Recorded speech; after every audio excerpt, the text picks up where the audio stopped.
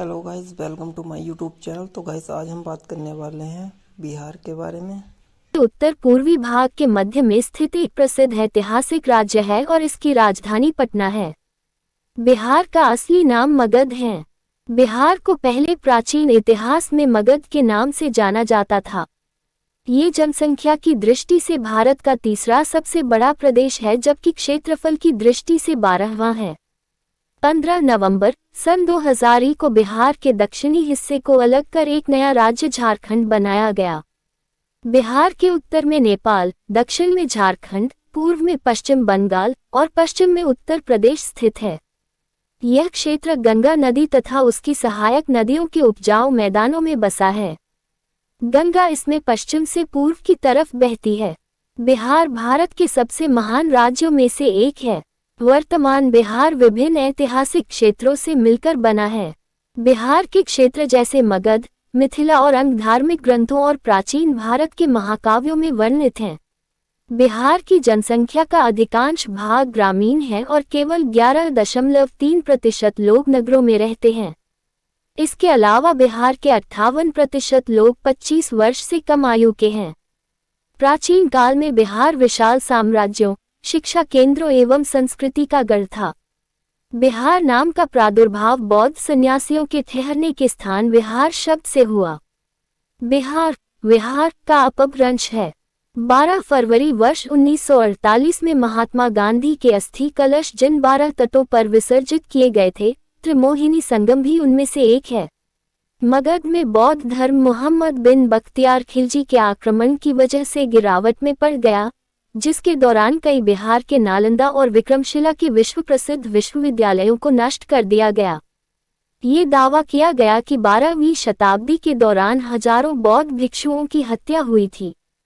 D.N. Jha सुझाव देते हैं, इसके बजाय ये घटनाएं सर्वोच्चता के लिए लड़ाई में बौद्ध ब्राह्मण की झड़पों का परिणाम थीं।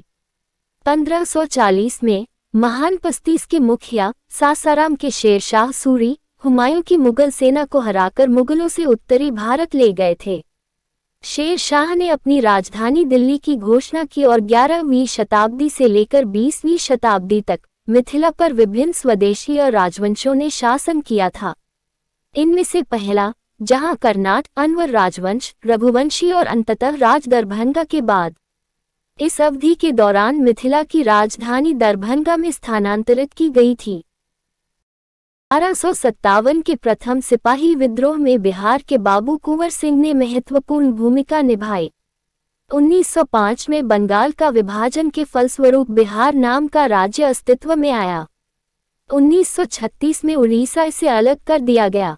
स्वतंत्रता संग्राम के दौरान बिहार में चंपारण के विद्रोह को अंग्रेजों के खिलाफ बगावत फैलाने में अग्रणी घटनाओं में से एक गिना जाता है।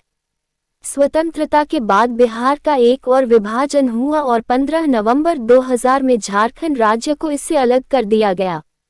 भारत छोड़ो आंदोलन में भी बिहार की अहम भूमिका रही थी। मिथिला को पहली बार इंडो आर्यन लोगों ने विदेह साम्राज्य की स्थापना के बाद प्रतिष्ठा प्राप्त की। देर वैदिक काल सी 1600-1100 ईसा पूर्व के दौरान विदेह दक्षिण एशिया के प्रमुख राजनीतिक और सांस्कृतिक केंद्रों में से एक बन गया, कुरु और पंचाल के साथ। विदेह साम्राज्य के राजा यहाँ जनक कहलाते थे। मिथिला के राजा सिरध्वज जनक की पुत्री एक थी सीता, जिसका वाल्मीकि द्वारा लिखी जाने वाली हिंदू महाकाव्य रामायण में भगवान राम की पत्नी के रूप में वर्णित है।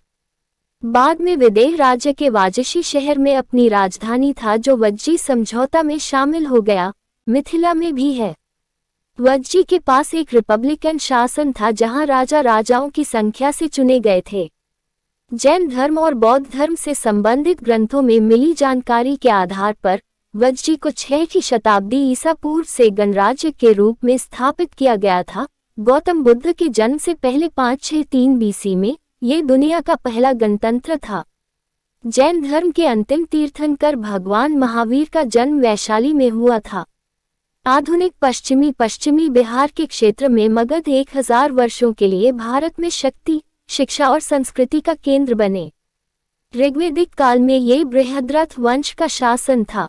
सन 684 BC में स्थापित हर्यंक वंश राजगृह आधुनिक राजगीर के शहर से मगध पर शासन किया। इस वंश के दो प्रसिद्ध राजा बिंबिसार और उनके बेटे अजातशत्रु थे, जिन्होंने अपने पिता को सिंहासन पर चढ़ने के लिए कैद कर दिया था। अजातशत्रु ने पाटलिपुत्र शहर की स्थापना की, जो बाद में मगध की राजधानी बन गई। उन्होंने युद्ध की घोषणा की और बाजी को जीत लिया।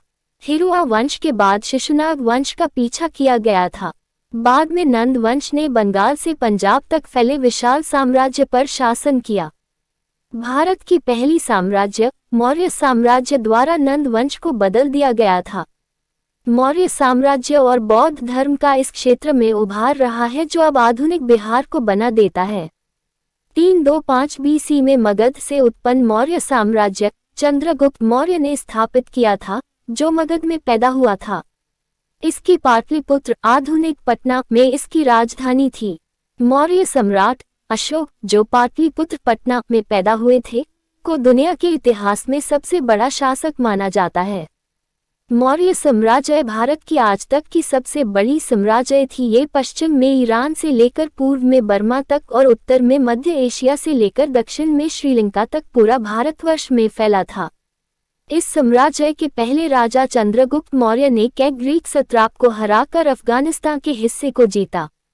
इनकी सबसे बड़ी विजय ग्रीस से पश्चिम एशिया तक के यूनानी राजा सेलेक्यूस निकेटर को हराकर पर्शिया का बड़ा हिस्सा जीत लिया था और संधि में यूनानी राजकुमारी हेलेन से विवाह किए, जो कि सेलेक्यूस निक्टोर की पुत्री थी, और हमेशा के लिए यूनानियों को भारत से बाहर रखा।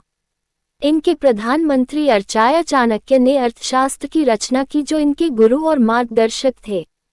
इनके पुत्र बिंदुसार ने इस साम्राज्य को और दूर तक फैलाया व दक्षिण तक स्थापित किया।